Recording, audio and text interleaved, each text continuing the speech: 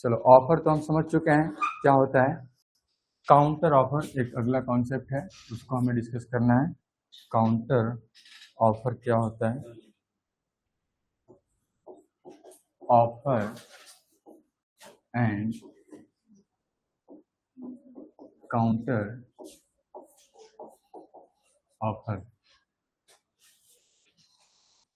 Offer you know very well, ठीक है। Counter offer की हम बात करते हैं। जब कोई भी पर्सन अपना ऑफर एक्सप्रेस करता है, ठीक है, अपनी विलिंगनेस बताता है, एक्सप्रेस करता है दूसरे पर्सन को, इस इंटेंशन के साथ कि सामने वाला व्यक्ति क्या करेगा, उसको एक्सेप्ट करेगा। क्योंकि हमारा इंटेंशन क्या होता है, लीगल रिलेशन क्रिएट करने का, और साथ में उसका जो एक्सेंट है वो भी लिया जाए, यानी सहमति लिया जाए उसका। प्रिंसी, जिज्ञासा, दिव्यांशु, मैसेज करना, आवाज आ रही है तो। ठीक है, हाँ जो ऑनलाइन है उनको बोला हूँ, ठीक है। तो काउंटर ऑफर में क्या होता है कि जब दूसरा पर्सन, जब उसको ऑफर मिला, उसने क्या किया, कुछ टर्म्स एंड कंडीशन में मॉडिफिकेशन कर दिए, कुछ चेंजेस कर दिए, और चेंज करके बोला है कि इस तरीके से मैं इसको एक्सेप्ट कर रहा हूं। तो जब किसी ऑफर के रेफरेंस में दूसरा पर्सन उस ऑफर के जो भी टर्म्स एंड कंडीशन है एज इट इज एक्सेप्ट न करके वो क्या करे, उसमें मॉडिफिकेशन कर दे, उसमें कुछ चेंजेस करें, और फिर कहे कि फिर मैं अब एक्सेप्ट करता हूं, तो उसको कंसीडर किया जाएगा क्या चीज, काउंटर ऑफर।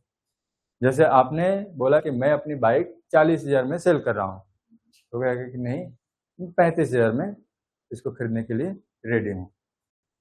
तो अब ये एक्सेप्टेंस नहीं हुआ, वो सामने से जो अब स्टेटमेंट दे रहा है ये एक्सेप्टेंस नहीं है कि मैं 35,000 में खरीद रहा हूँ। उसने क्या किया, जो टर्म्स है उसने चेंज कर दिया, प्राइस है उसने चेंज कर दिया। तो ये जो चेंज हुआ, अब इसको हम क्या कहेंगे, काउंटर ऑफर कहेंगे। तो जब किसी भी ऑफर को एज इट इज एक्सेप्ट न किया जाए, बल्कि जो अदर पार्टी है, सेकंड पर्सन है, वो उसमें कहीं ना कहीं जो भी टर्म्स एंड कंडीशन है उसको मॉडिफाई करके, चेंज करके, बदल के एक्सेप्ट करे, तो उसको कंसीडर किया जाएगा कि ये काउंटर ऑफर है। तो N offer is accepted with क्या चीज, मॉडिफिकेशन ऑफ इट्स टर्म्स और विद सम कंडीशन प्रेसिडेंट, यानी जो भी टर्म्स है या कंडीशन है उसको हमने चेंज करने की बात करी है। तो if an offer is accepted with some, ध्यान देना, modifications of its term or some condition precedent, such an acceptance is called counter offer। बात समझ में आ रहा है?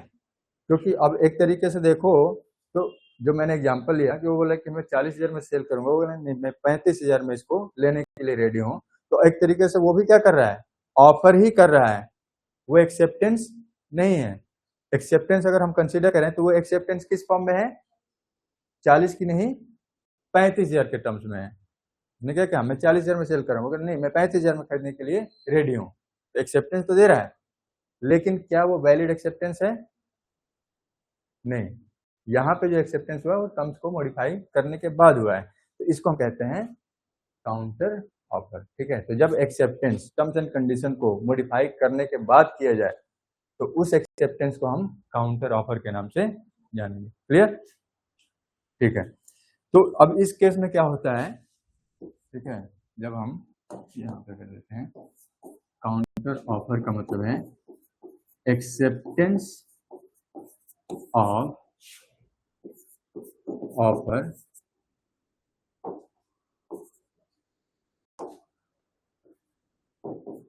with modification of terms and conditions। आपने चेंज करके इसको एक्सेप्ट किया, तो हम इसको काउंटर ऑफर कहेंगे। ठीक है, तो इस केस में क्या होता है, जो आपका ओरिजिनल ऑफर है क्या वो वैलिड रहेगा, नहीं। जो आपका ओरिजिनल ऑफर है वो ऑटोमेटिकली कैंसिल हो जाता है। ठीक है, जो आपका ओरिजिनल ऑफर है वो ऑटोमेटिकली कैंसिल हो जाता है। तो अब ऐसे केस में जब कैंसिल हो जाएगा तो फिर आपको फ्रेश ऑफर बनाने पड़ते हैं। ठीक है, original offer is automatically terminated या फिर कैंसिल, और इस वजह से बाद में इस ऑफर को एक्सेप्ट नहीं किया जा सकता है। क्यों? क्योंकि ऑफर आपका जैसे ही काउंटर ऑफर आया उसके वजह से क्या हुआ,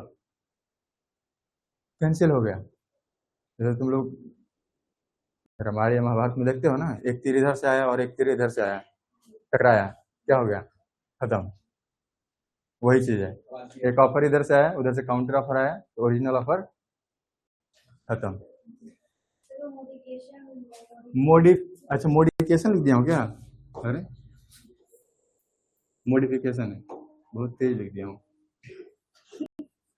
मॉडिफिकेशन।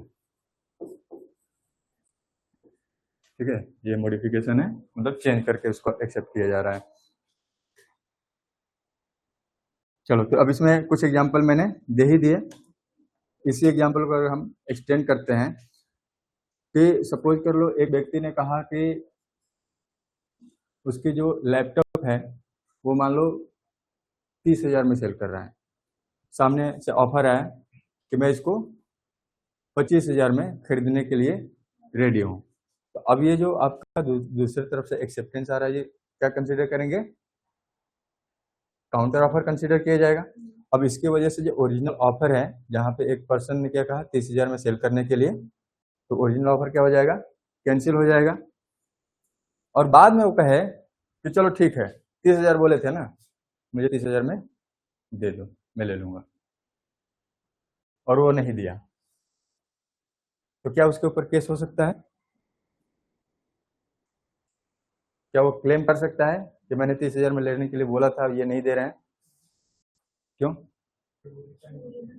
क्योंकि ओरिजिनल ऑफर लैप्स हो गया, खत्म हो गया। जैसे ही काउंटर ऑफर हुआ उसके वजह से जो ओरिजिनल ऑफर है ऑटोमेटिकली क्या होगा, टर्मिनेट हो जाएगा, खत्म हो जाएगा। तो उसके बाद उस ऑफर को आप एक्सेप्ट कर रहे हैं ओरिजिनल फॉर्म में, तो वो कंसिडर नहीं किया जाएगा, क्योंकि काउंटर ऑफर होते ही वो खत्म हो चुका है। तो फिर दोबारा से उसको अगर आप बोल रहे हैं कि चलो ठीक है उसी प्राइस में दे दो, तो ये कंसिडर नहीं किया जा सकता है और उसके ऊपर कोई कार्रवाई, एक्शन या फिर क्लेम नहीं किया जा सकता है। ठीक है, तो इसका मतलब है कि सब्सिक्वेंटली बाद में ओरिजिनल ऑफर को एक्सेप्ट नहीं किया जा सकता है, वो वैलिड नहीं होगा। फिर आपको एक फ्रेश ऑफर बनाना पड़ेगा और फिर उसकी एज इट इज एक्सेप्टेंस होगी। तो कहने का मतलब है कि जो दोनों पार्टी के म्यूचुअल अंडरस्टैंडिंग पे डिपेंड करता है। ठीक है, मतलब अगर दूसरा वाला व्यक्ति कहे कि जो ओरिजिनल ऑफर था मैं उस पर लेने के लिए रेडी हूँ, अगर ये एग्री करता है तो ठीक है, अदरवाइज वो एग्री नहीं करता है और ये कहे कि नहीं हमने आपका जो ओरिजिनल ऑफर था मैंने एक्सेप्ट कर लिया है, और ये कहे कि नहीं मैं नहीं दूंगा, तो कोई एक्शन नहीं हो सकता है।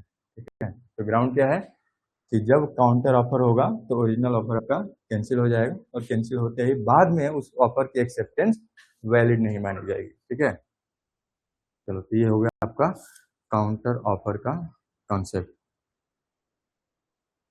तो इसको कहते हैं a rejection terminates an offer. Rejection का मतलब क्या है, जो काउंटर ऑफर है वो एक तरीके से ओरिजिनल ऑफर को रिजेक्ट कर रहा है। तो रिजेक्शन क्या कर रहा है, terminates an offer, the offerer later on can not revert to it for acceptance. ठीक है, जो ऑफर है, जो फर्स्ट पार्टी है, वो फिर इसके लिए रिवर्ट नहीं कर सकता है एक्सेप्टेंस के लिए। चलो, अभी ये बात हो गई। अब अगला जो आपका टॉपिक है वो है क्रॉस ऑफर। ठीक है,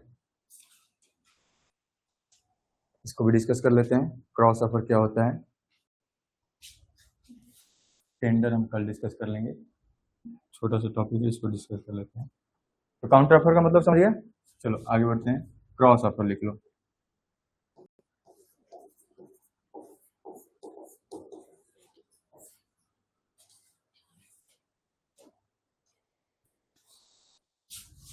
मान लो पर्सन ए इधर है और पर्सन बी इधर है, ये दोनों लोग एक दूसरे के लिए ऑफर एक्सप्रेस कर रहे हैं, सेम ही चीज के लिए, और जो टर्म्स एंड कंडीशन भी है सारा कुछ एक जैसा ही है। यानी ए ने जो टर्म्स एंड कंडीशन डिसाइड किए, जो ऑफर एक्सप्रेस किए, एकदम सिमिलर एज इट इज वैसा ही हूबहू एक ऑफर बी ने भी ए को भेजा। यानी ए बी को एक ऑफर भेज रहा है और सेम वैसा ही ऑफर बी ए को भेज रहा है, तो हम क्या कहेंगे, ऐसे ऑफर को क्रॉस ऑफर कहा जाता है। ये काउंटर ऑफर नहीं है। काउंटर ऑफर में क्या होता है, उस ऑफर में मॉडिफिकेशन किया जाता है एक्सेप्टेंस के टाइम पे। इसमें हम वो चीज नहीं कर रहे हैं। सेम ही चीज के लिए आप क्या कर रहे हैं, ये दोनों लोग आपस में एक दूसरे को ऑफर भेज रहे हैं। जैसे लास्ट वाला एग्जाम्पल को ही करता हूँ, अगर उसने मान लो पर्सन ए ने बोला कि मैं अपनी बाइक 40,000 में बेच रहा हूँ, और ये कहेगा कि मैं आपकी बाइक 40,000 में खरीदने के लिए रेडी हूँ, तो यानी कंसेंसस सेम है, सेम ही चीज के बारे में बात हो रही है, इसको क्या कहा जाएगा, क्रॉस ऑफर। ठीक है, तो two offer similar in all aspects या फिर रिस्पेक्ट, ठीक है, हर तरीके से सेम ही है, और made by two parties to each other, दो पार्टी ने क्या किया, एक दूसरे के लिए वो ऑफर एक्सप्रेस किया। उनको पता ही नहीं है कि ए ने बी को कुछ ऑफर किया है और बी ने ए के लिए ऑफर किया है, तो इसको हम क्रॉस ऑफर या फिर साइमल्टेनियस ऑफर कह रहे हैं, क्योंकि एक साथ हो रहा है ना, तो क्रॉस ऑफर कहो या फिर साइमल्टेनियस ऑफर कहो, दोनों सेम चीज है। तो क्रॉस ऑफर के वजह से आपका कॉन्ट्रैक्ट का फॉर्मेशन नहीं होता है। क्रॉस ऑफर की वजह से क्या कॉन्ट्रैक्ट का फॉर्मेशन होगा, नहीं होगा। क्यों नहीं होगा, क्योंकि ए ने भी बी को ऑफर ही एक्सप्रेस किया है और बी ने भी ए को ऑफर ही एक्सप्रेस किया है, तो एक्सेप्टेंस तो यहाँ पे हो नहीं रही है। कॉन्ट्रैक्ट तो तब बनेगा ना जब उसकी एक्सेप्टेंस हो और वो इनफोर्सिएबल हो। तो क्रॉस ऑफर के वजह से कॉन्ट्रैक्ट का फॉर्मेशन नहीं होता है, क्योंकि कॉन्ट्रैक्ट के फॉर्मेशन के लिए क्या होना चाहिए, ऑफर और एक्सेप्टेंस। तो ये दोनों ने क्या किया, ऑफर ही तो किया है ना एक दूसरे को, एक्सेप्टेंस तो हुआ नहीं, क्या कहेंगे ये cross offer. Cross offer do not amount to acceptance of one's offer by other, एक दूसरे के लिए हम इसको सहमति नहीं मान लेंगे। अगर ए ने ऑफर किया है बी को और बी ने भी ऑफर किया ए को, सेम ही चीज के लिए सारी चीजें एक जैसे सिमिलर है टर्म्स एंड कंडीशन, तो वो ऑफर ही माना जाएगा। इसका ऑफर इसके लिए एक्सेप्टेंस नहीं माना जाएगा और इसका ऑफर इसके लिए भी एक्सेप्टेंस नहीं माना जाएगा, क्योंकि दोनों का क्या है, ऑफर ही है, इसलिए हम कह रहे हैं कि ये क्रॉस ऑफर है। ठीक है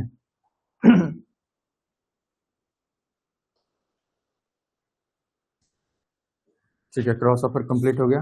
अब अगला है स्टैंडिंग ऑफर्स या फिर टेंडर्स। तो इसमें टाइम लगेगा, ये मैं कल की क्लास में डिस्कस करूंगा। Standing offers, standing offers,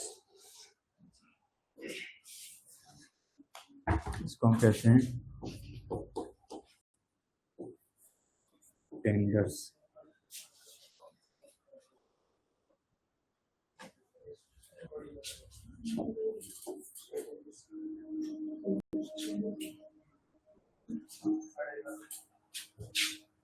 Princy, जिज्ञासा, हर्षिता, समझ में आया?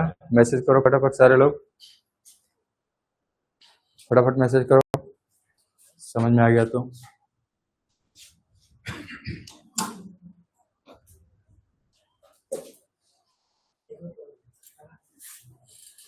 ठीक,